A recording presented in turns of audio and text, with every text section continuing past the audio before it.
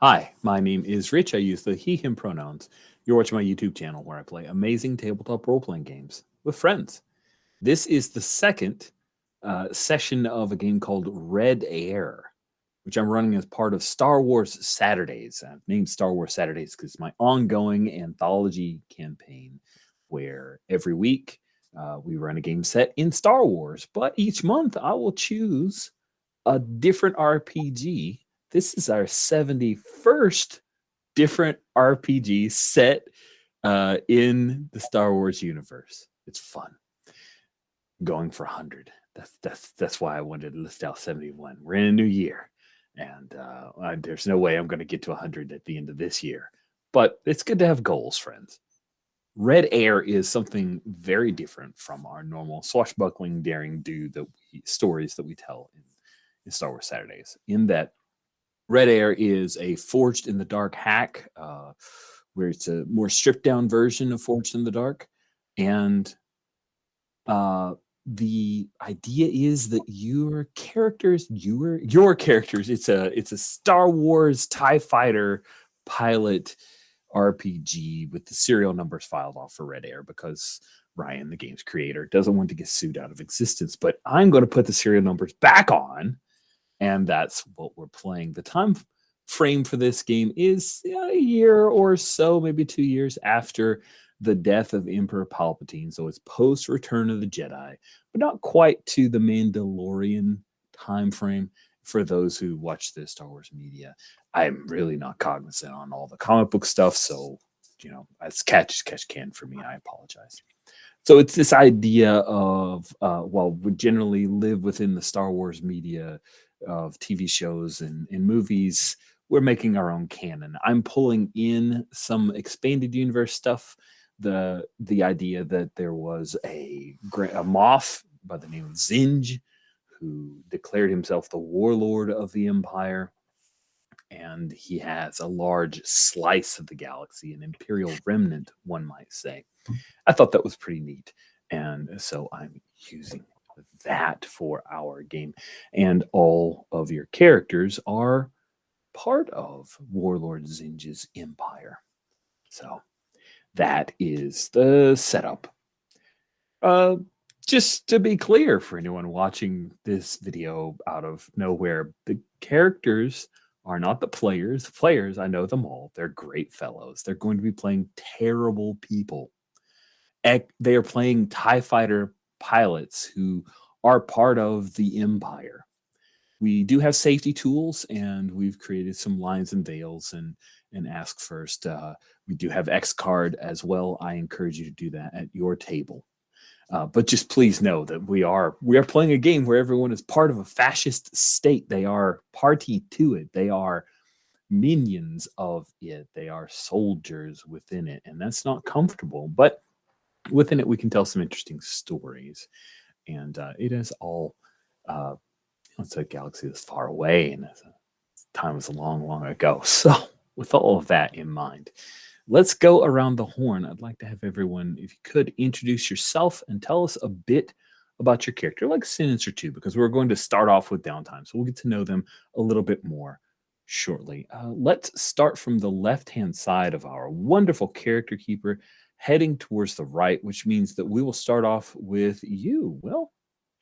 Hi, my name is Will, pronouns he, him, as are those of my character, Quint Brecco, call sign Tempest. He is the playbook, the Wing Commander, and he is a veteran of the original Empire, who went private for a few years and has been drawn back to the appeal of a strong, stable Imperial Remnant under Warlord Zinj, unlike those corrupt talking heads over currently on Coruscant, like Sate Pestage and Isard.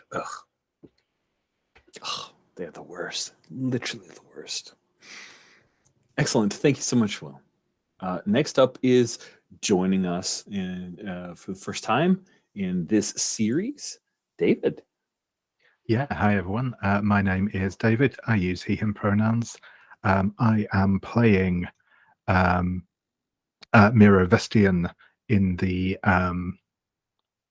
Loyalist playbook. Miro Vestian goes by the call sign of Geist, is from a family of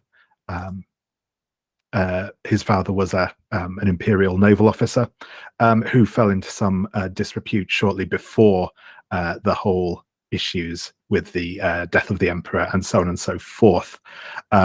As a result, he was kind of unceremoniously ejected from the Imperial Naval Academy, where he had been kind of on the route to officerdom, but has enlisted as a pilot to try and rebuild his family's reputation.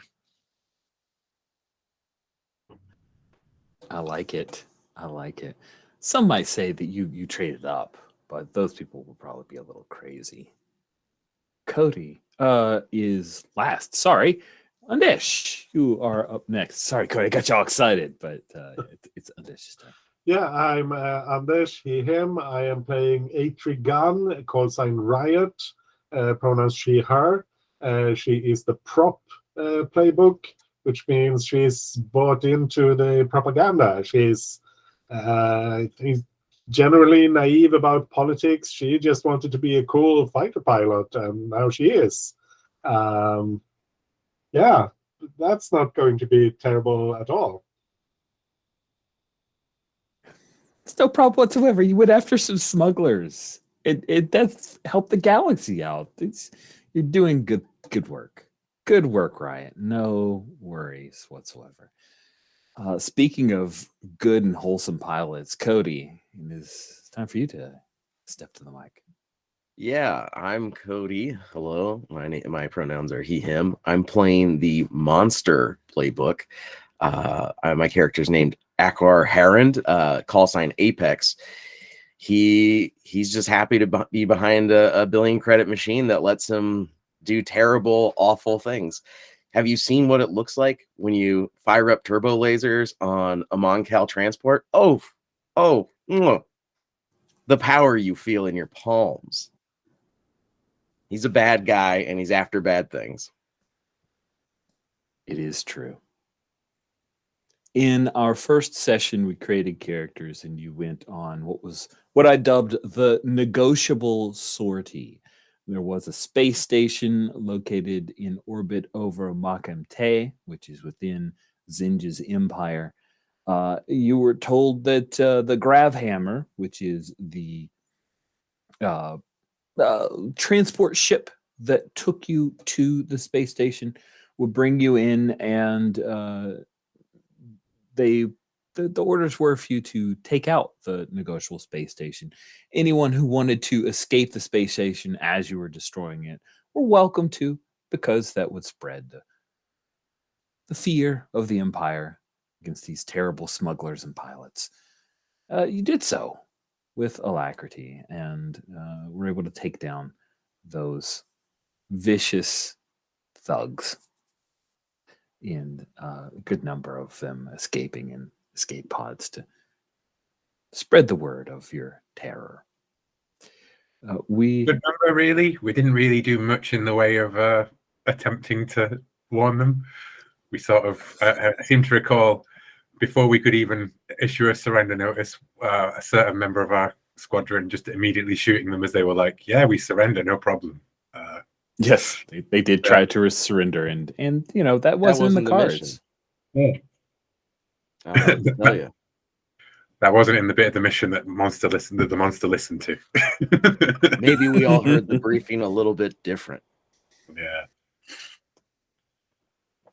So I'd like to pick up with a downtime scene in the Gravhammer.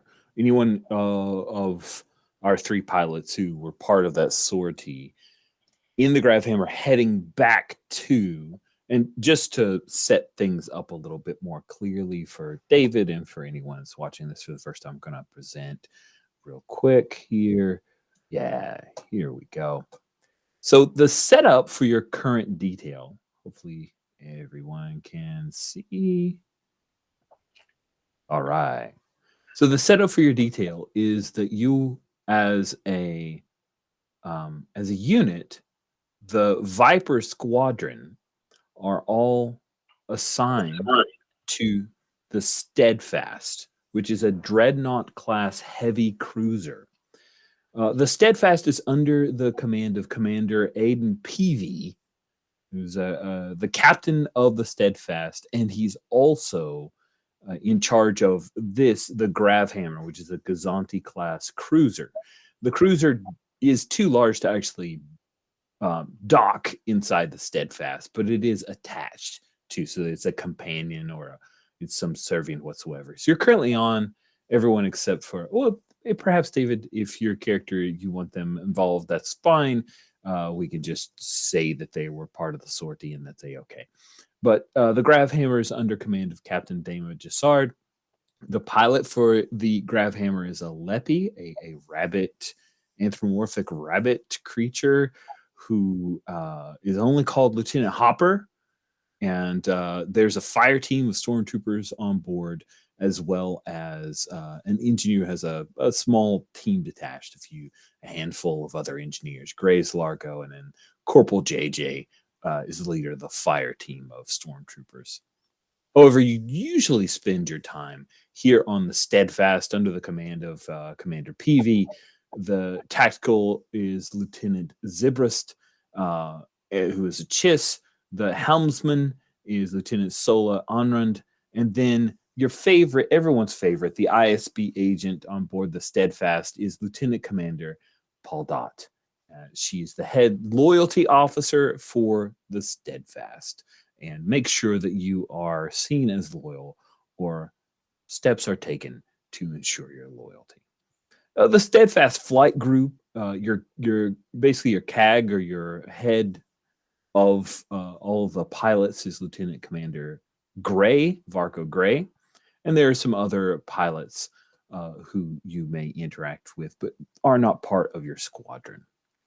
And then there are some denizens at the hangar where your various TIE fighters are kept, and hangar security head is Sergeant Von Scythe, Sergeant Spike, and then there are a few others. I just left this person in here as just a person we can throw in if we needed a person to do X or Y. And also, I liked their picture. And then, of course, this is our lovely Warlord Zinj. There are lots of posters of Warlord Zinj in various areas here about crushing the Empire, crushing the rebellion. Whoops! What? Oh my! I'm gonna have to go have an interview about that. Sky Marshal crushing the you know. I know Sky Marshal is bad. I screwed up. All right, so that is all of our setup. We begin on the Gravhammer. The last session, we found out that there is an ongoing back and forth sabak game that happens, but we have a downtime phase, which is the squadron at rest. Rest assured, there will be a sortie coming for you very soon. Does any one of the three pilots who were part of last week's sortie have a downtime phase action that they would like to take? The way downtime works, in case anyone has questions, you're generally pursuing your personal struggle. So that is what often we will do. So I'll stop talking for a moment. The main thing I want to do is interfere with Apex's downtime pursuit of their stuff. Because Apex's personal goal is to get a promotion, right? And we've come back off the end of a successful mission where in Tempest's eyes, this wild cannon who I had to divert my bombing run to protect them during when they drew, all the fire. We were a successful mission, but their bloodthirstiness is, what's the Empire but order and rules, right? Like, it's not saying surrender and then shooting them. I mean, it totally is, right? Like, the arc of Tempest is the dissonance between what he thinks of the Empire and what the Empire actually is. But, like, it's an interfere role, so it depends upon Cody's role, I believe, by the rules. Okay. Fun. Rude. I have so much stress. Okay. Yeah, so I think I'm looking here at the downtime rules. It looks like the sort of options to get stressed. It's not like a specific vice. Like I know that's a thing in other Forged in the Dark games, right? Is it vices? Because I know very little about Forged in the Dark, but it looks like I just kind of choose an activity. So I think what what monster Apex, I mean, he should just be called Monster. What Apex is going to do in the downtime is he submits any bare bones report that he needs to fill out, you know, about the action, which is a step above what he used to do. He used to, you know, have to be begged to fill out his reports, but he realizes if he just raises in the ranks a little bit more, no one's going to bother him. So he finally gets the data pad aside and starts filling out the requisite stuff, and then he wants to lay low and relax, you know, and really just let all that adrenaline out. It's been an intense firefight or dogfight. Nice. Okay, well, let's see here. So you'll do a single action roll, and I feel like it sounded like you're filling out your after action report, which is a step towards trying to buck for a major promotion. Are you relying on your ability to influence people through this documentation?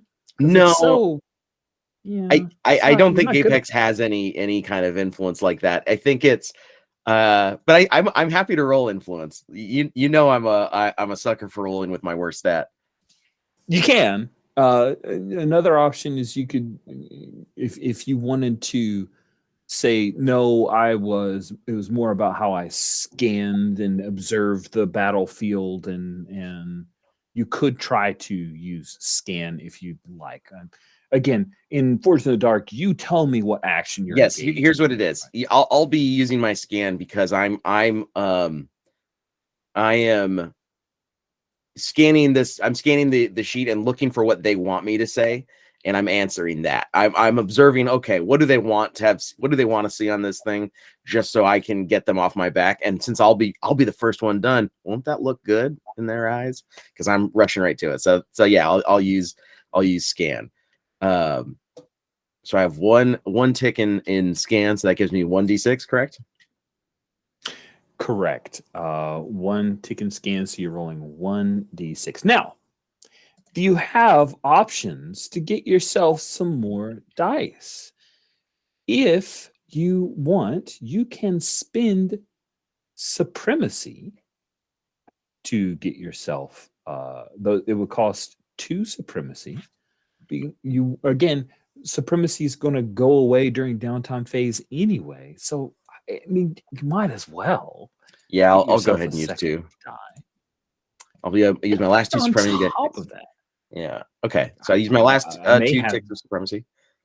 Go ahead. Yep. Last 2 ticks of supremacy will reset to 1 when you guys go into a new sortie. And hey, if you want it, what do you got for me? We could offer you. Oh, let's see here. So you are reading the forms and you realize that the best way to make yourself look good is by making someone else on your squad look less good. Easy. There Done. can be only one top dog. So I'll let you choose. No, I'm not going to let you choose because I'm gonna say you realize that the best way to do this is to basically rag on Parasite. I was gonna some seditious claims. If I might be so bold, I think it's Parasite, and I think Geist, didn't do anything. What were they even in there for? Geist wasn't even there. Oh man. All right. So this is what people came here for, right? This is what they came here for, rolling to fill out paperwork. This is fascism. Yes. This is fascism. This is Sparta. David, just to be clear, are you okay? Because I want to check in. Are you okay if Cody is successful with this role, your character will get a sedition, a tick on their sedition clock. Are you okay with that being the result here? You can interfere if you wish. I am no, I'm happy for that to go ahead. I think I might interfere, but yes, I'm happy for it to. Okay. So I don't believe there's actually an interfere mechanism in the Oh, I game. thought you said there was an interfere. So what it says is you may make a single roll, action roll or special action for each other PC as well, choosing to aid or hinder their dreams. But having in this time since saying that past all the rules, what I think that's doing is essentially you can take the decision to help them tick their personal goal with your roll, or tick their crisis box, I believe is the option, right? So you are essentially like, and your crisis is always related to basically like, it's the inverse of your personal goal. It's the what happens when it goes the other way around, right? Like okay. So you basically you're not interfering against their role, but you're saying I'm actively going to affect their crisis clock. Sorry. We should probably stick those clocks on our the clock. We do have crisis and personal clocks. We do. That's right. I designed this thing so long ago. I don't think it's that we'd ever, as we said at the top of it, you were like, what is a crisis clock? And it's there in the downtime. It's just sort of inferred that the crisis clock is a sedition. It's basically when your crisis clock fills up, you fill 3 ticks of your sedition clock. And damn. Yeah, narratively you suffer some bad down stuff as well. Okay, then I think let's roll into that clock to the clock. So David, instead, if Cody is successful in this roll, you'll get a tick on your crisis clock. I like that. Let's do that. Because we're in downtime. Cool. All right, so you get 3 dice then. Yep, rolling 3d6. See how filling out the data work. My highest is a 5. Oh, a 5 in the ground rules means partial success. Now, let's see. You gain. I remember it talks about ticks at one point. Where is it? Let's see. Is under action rolls, when applied to a clock, limited effect will tick or fill a single segment of the clock. Standard tick 2, great ticks 3. Good. So it's a standard. 5 is a partial success. Standard effect. Partial success. 2. Yeah. Okay. All right. So I'm taking 1 box on my personal. No, you got a 5, so you should have 2. Oh, right. Standard is 2. 2 ticks. Okay. Although these are effects. I guess the default is that it's standard effect in downtime. Yeah, we'll say standard effect. Okay, cool. So standard effect 2 ticks on your clock to get that personal goal fulfilled. Excellent. And in doing so, we have a crisis tick for Parasite. I'll say I'm going to put a note.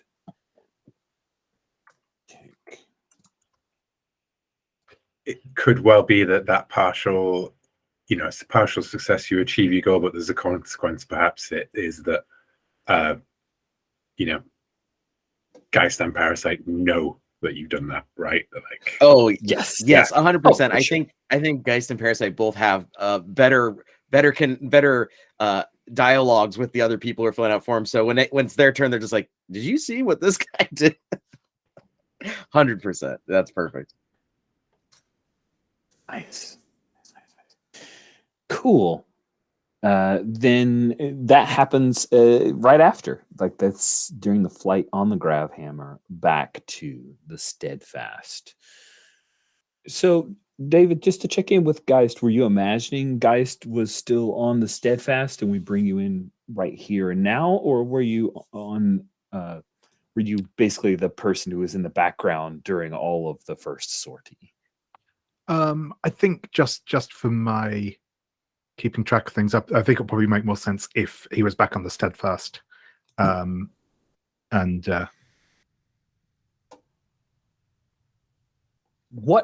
was he not partaking in this mission? Was he wounded on a previous sortie? Was he did he receive some kind of furlough based on a crisis that had happened? Why do you think he wasn't involved in that sortie? I wonder if he was maybe called for some special duties with the loyalty officer to assist in something that she had going on. Which, given his background, may have been a test on her part, or may have been that she actually required some assistance. Cool. Okay. So the loyalty officer had called you in. I like that.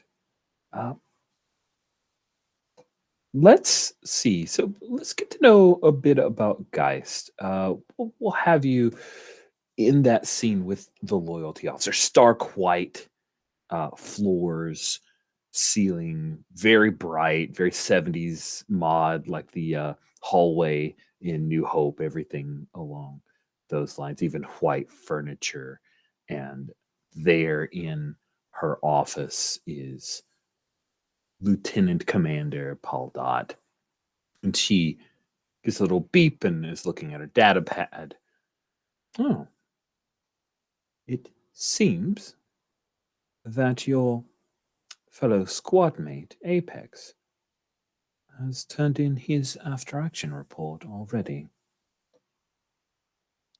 Oh, it's not very pleasant. Seems that he pointed out that you're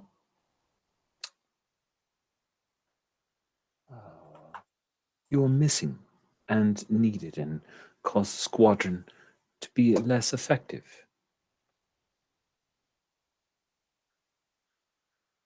Well, Lieutenant Commander, I would not deign to question your decisions if you felt my services were better deployed here on the Steadfast. Then who am I to argue with that? Apex is certainly a zealous pilot. What he may lack in political dedication, he certainly makes up for in usefulness to the cause. He is indeed a very sharp dagger. To keep him sharp, but make sure that none of us are cut. Still, that stain on your record, this is not going to go well for you, Geist. Unless you're interested in speaking out against this report against you.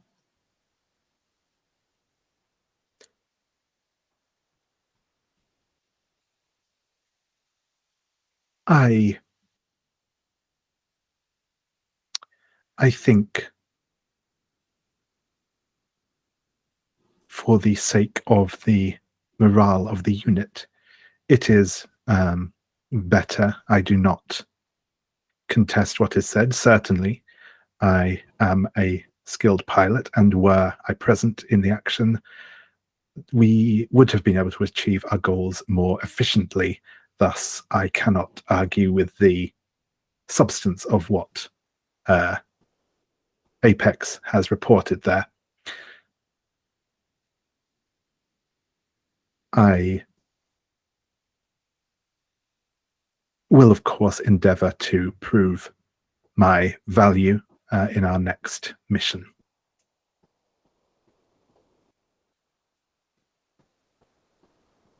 She nods, smiles a bit. Let's see how this comes through.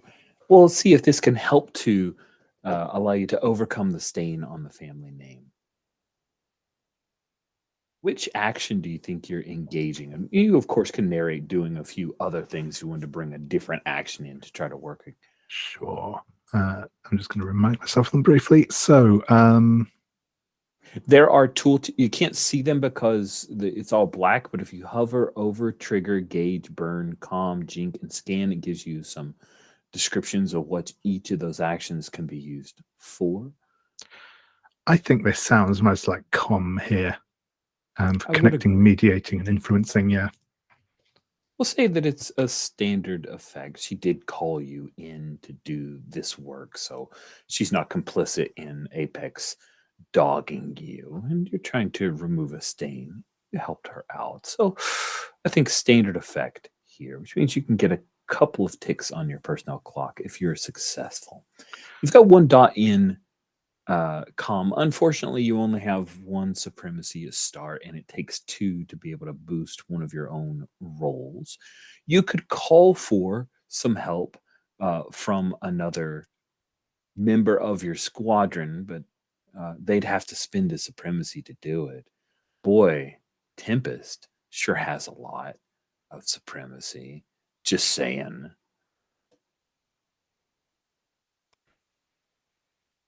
Yeah.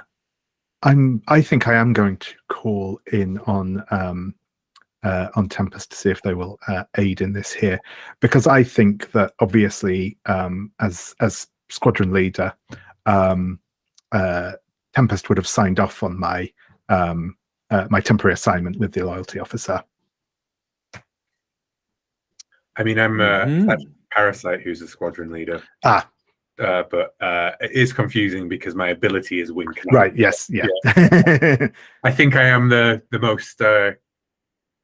Well, I'd say I'm the most combat decorated. I am the most combat recognized. I think Monster has probably killed far more people than Quentin Brecco has. But yeah, no, 100%. I will offer you an extra 1d6. I will assist you in this, as I think, I am actually Quentin Tempest is waiting to file his own report upon the combat action, and it's going to be quite critical of Monster's behavior, frankly. Goodness.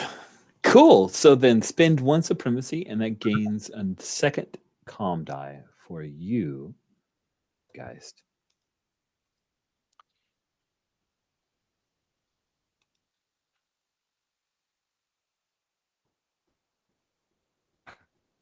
My highest is a 2 there. Okay. Well, let's double check here.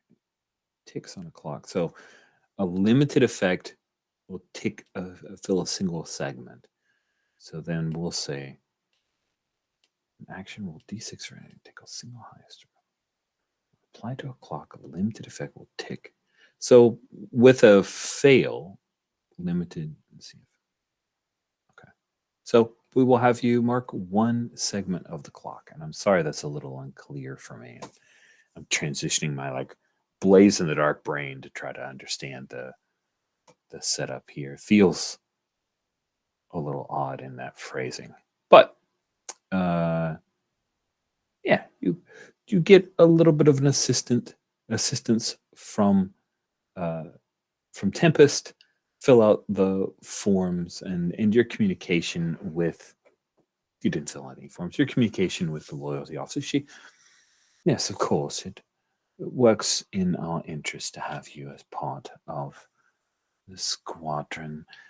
Of course, I will need you to continue your work as you reintegrate with Viper.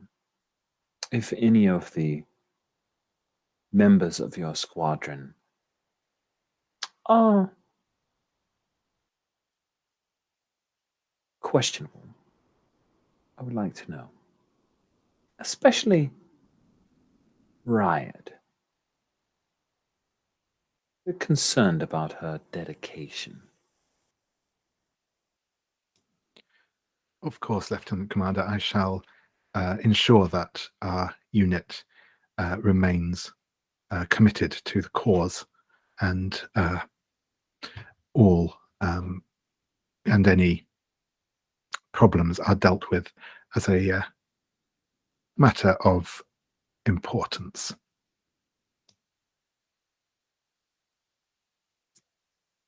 Cool. Then we will bring that downtime scene to a close. Thank you very much, David.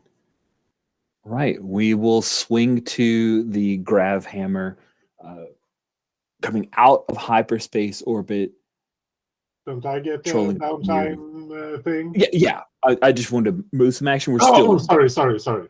Oh, it's okay. I wasn't clear, but grav hammer comes out of hyperspace. You guys troll up to the steadfast. There's like an umbilical that's set up between, not umbilical, but similar to an umbilical, basically a shaft set up between airlocks for the grav hammer and the steadfast, and you guys are able to go to where you're normally technically quartered. You're now on the steadfast. Geist is there rejoining you guys. You've got a small I imagine that on the steadfast there's a room dedicated to you guys. You have bunks, like 2 bunks, over top of each other in array with your footlockers and whatever personal accoutrement you've set up. So let's check in with you, since you're itching for your downtime. Riot, what do you want to do? Yeah, I think because I'm trying to get leave to go home and visit my family, and I think I've been turned down like 3 or 4 times for various reasons. So now I'm like reading the regulations and trying to make sure I tick all the boxes and that sort of thing. And I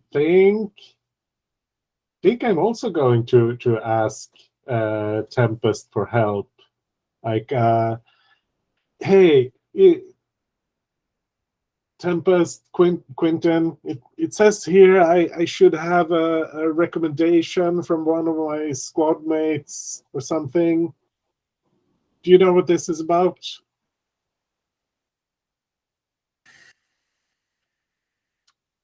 It's Sir, kid. But sure. I can. You flew well out there. Flew better than some. And he looks across the room to see Monster.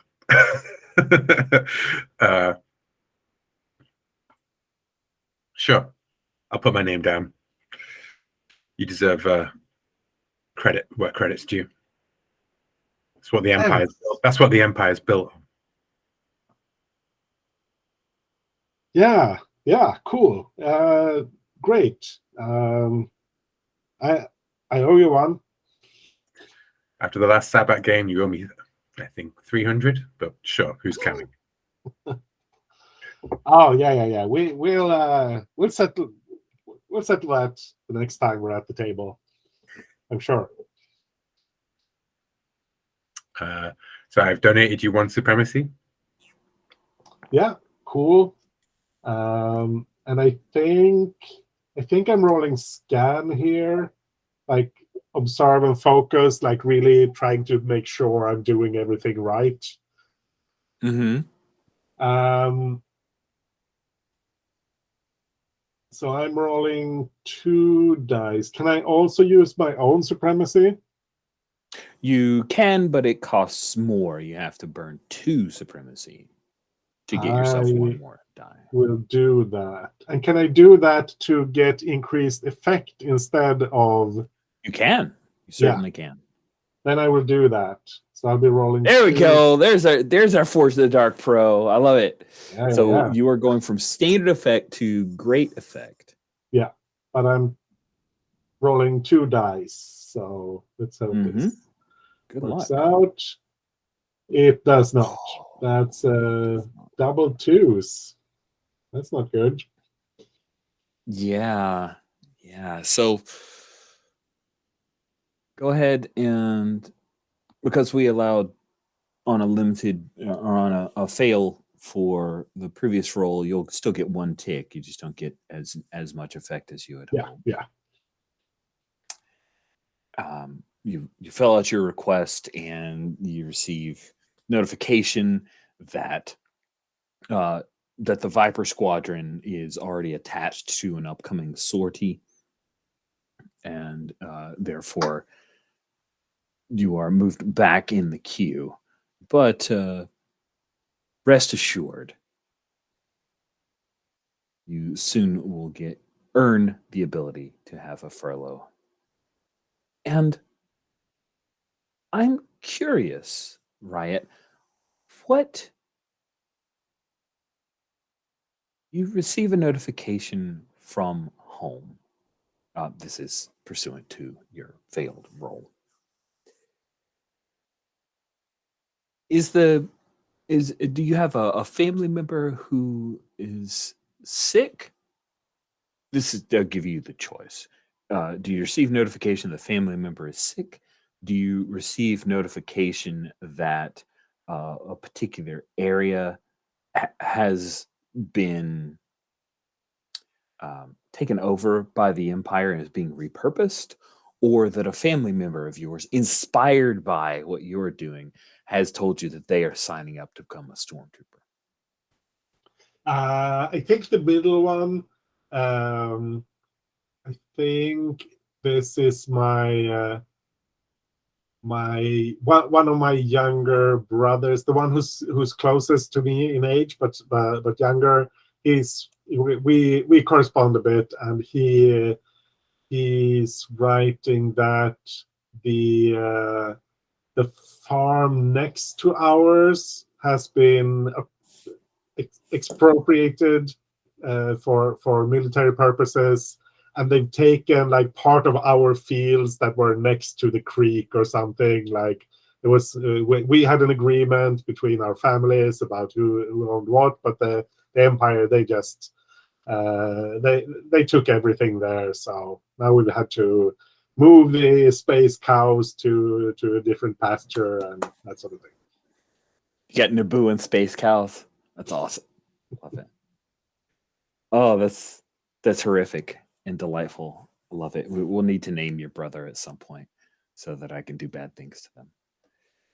Good stuff. Okay. So everyone gets an action, and then you get to do a thing during other people's actions. Does anyone have a downtime action left? I want to make sure. Okay. Thought so. Tempest, how would you like to pursue your personal goal? Oh, I mean, my priority is pursuing my my optional mess with somebody else's clock. It's far more important for time. It's a question of honor, you know.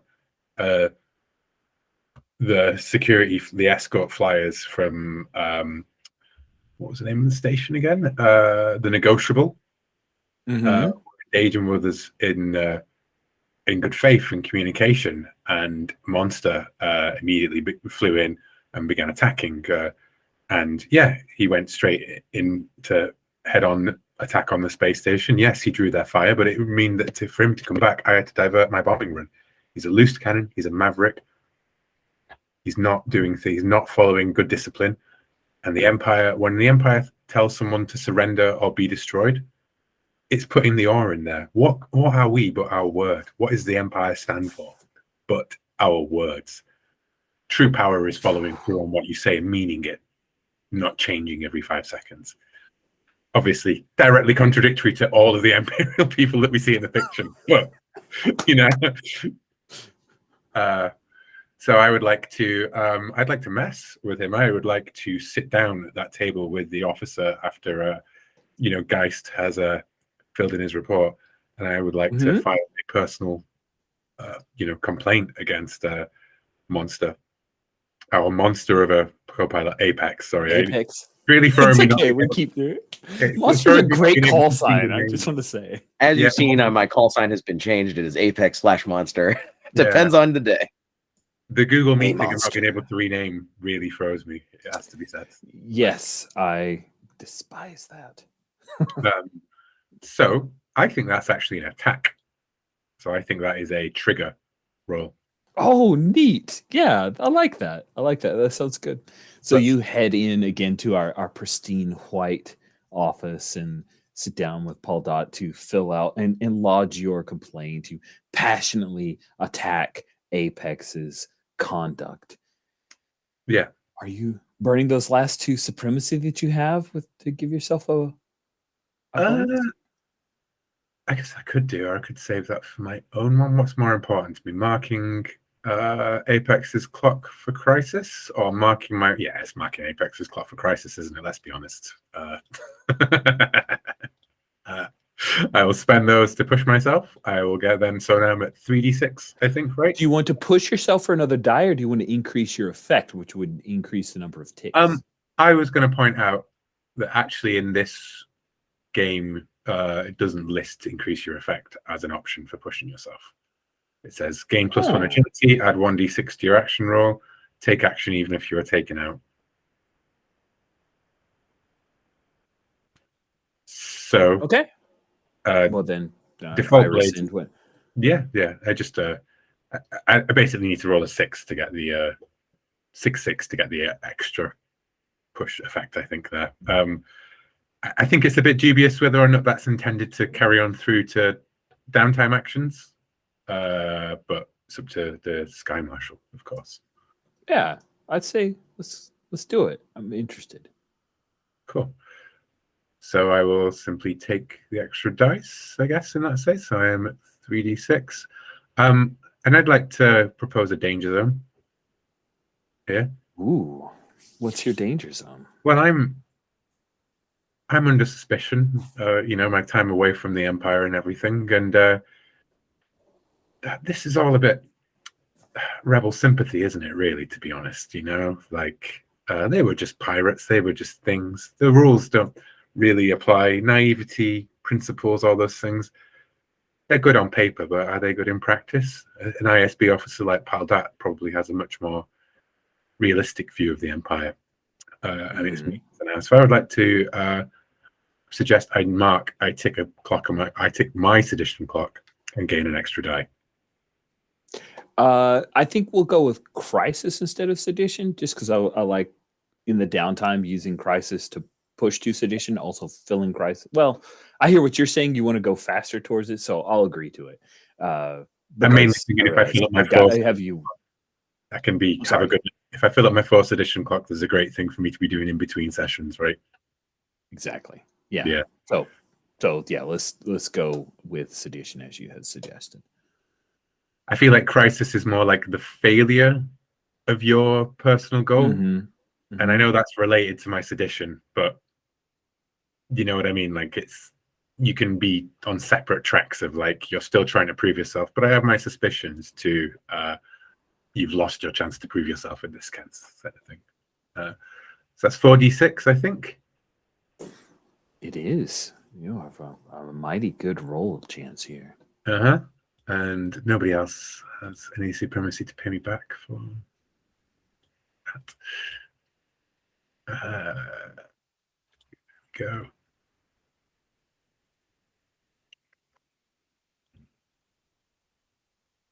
I didn't get a critical success. I only got a 5. Did not get a critical success. Cool. I think, oddly enough, we're gonna have you. Oh man, do we just go straight sedition here? You okay with that, Apex? It was success. Yeah, of course. Awesome. Mark your personal clock, Tempest, because while she but no, this was my other action to help or hinder another. Okay. Right? Help or hinder. Okay, cool.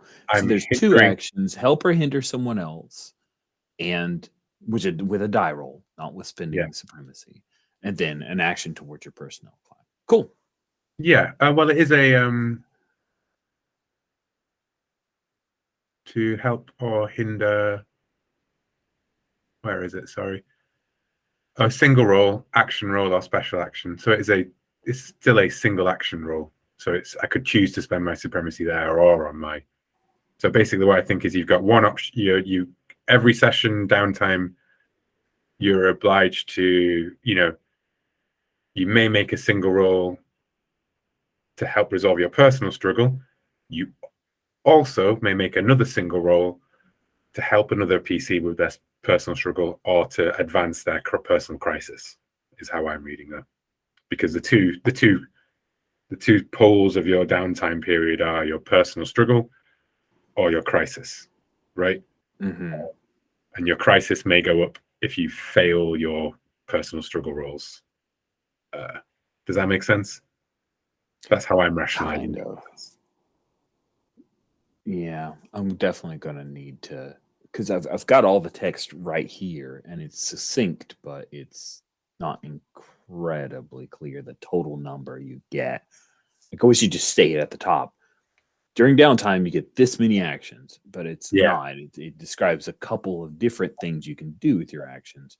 Yeah, and they're both phrased as may, as in that you don't under an obligation, but it does say as Right. well, which means to me as well means that you can do both in your downtime action, you know. Yep. But I will.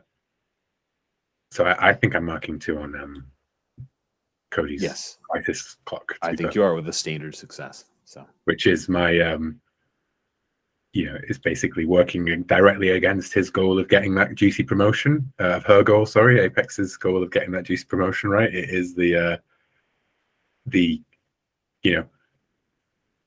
promotions are for professionals, not for animals.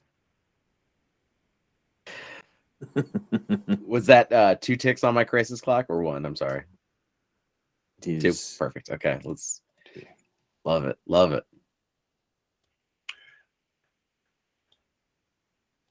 And I'm happy to, if we just did quickly my roll just to resolve my personal clock myself. I think I'd be rolling con because it's not an attack. It is persuading or influencing that this comes from sincerity and the hope for the Empire to be everything that it should be and everything like that, rather than just my bleeding heart tendencies. That might be a bit of bleed from me as a person. And that's 1 die. I'm not going to push myself in any way. God, I'm almost tempted to take that sedition thing as another danger zone thing. But do you have a proposal for a danger zone that isn't just the same thing repeated?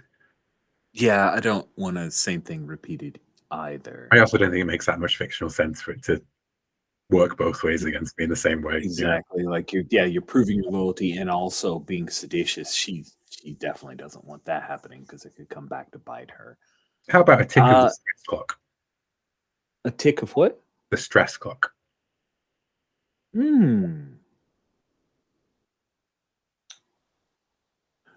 guys are about to, because you're in downtime and there isn't a relieve action, I just kind of magic wand say a certain amount of stress goes away, which won't be much. I mean, I've got no stress, so this would just be stress I take over into the next session.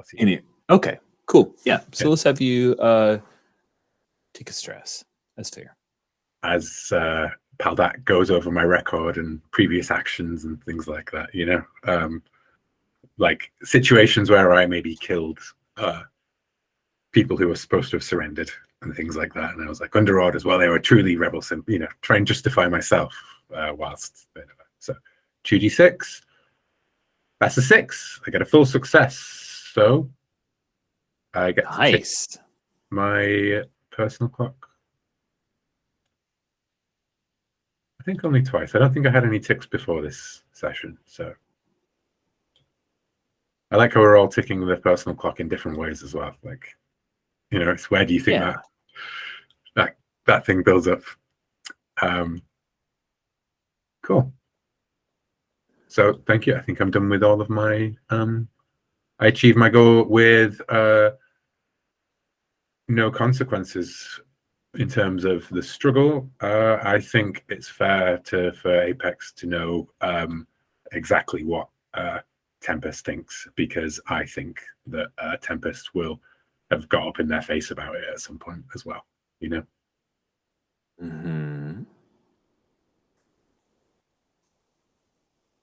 Let's see here.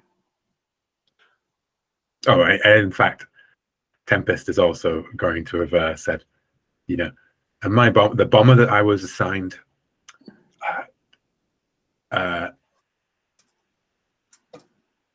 Apex is spending all of his time down in the engineering bay. He's distracting the engineering staff from their duties. You need to do a full diagnostic on that. The ion engines barely made it back to the Gravana. Oh Lord, you gotta take away Apex's friends. Oh, so mean. That's great. Okay. Yeah. And I appreciate us talking through these bits to make sure that they're clear for me. I apologize for not having it 100% down quite yet. Okay. So then you mark that crisis clock for Apex, and that will resolve. Are there any other downtime actions folks have left, or shall we progress forward? Cool. Not much time passes. So much so that after looking at the rules for stress, I've decided everyone's going to keep their stress. So sorry, Apex, but I'm sure you'll be fine in the next sortie. As Viper Squadron is currently enjoying R&R, which is should be longer, not long enough for anybody to be able to go home, of course, but supposedly you are able to get some rest, seek medical attention if necessary, have enough time to cycle through. You don't have to run an air patrol. You're not scheduled for a patrol.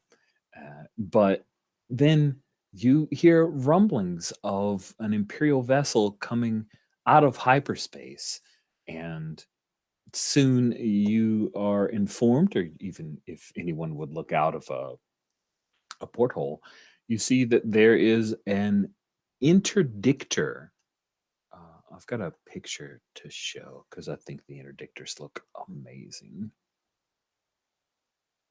Imperial interdictor, which looks like so. It is humongous, larger than the Steadfast. It is an Imperial destroyer, notable specifically for these things. Do anyone know, Cody? Do you know what these round things are? Those are gravity wells. Come on. Everybody. Oh, gravity well projectors. Yes, indeed. We're all professional TIE fighter pilots here, Sky Marshal. Don't test us with such knowledge. Good work. Good work. Cody, you just were fast enough. We'll beat you to the punch on that one. Delightful. Okay. I might not have known it, to be honest. You might not have known it, which means you did know it, but you're just playing coy. It's an interdictor vessel. The vessel is known as the Dread Grasp, mostly because it can keep you from leaving. You're moving into a sortie, and then based on the time, what I'll do is I'll lay out the idea behind our sortie, and then we'll take our mid-game break. Currently over or near the planet of NTV here. NTV is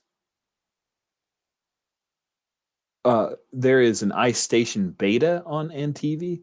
However, it's not in heavy use, and there has been identified rebellious presence over NTV.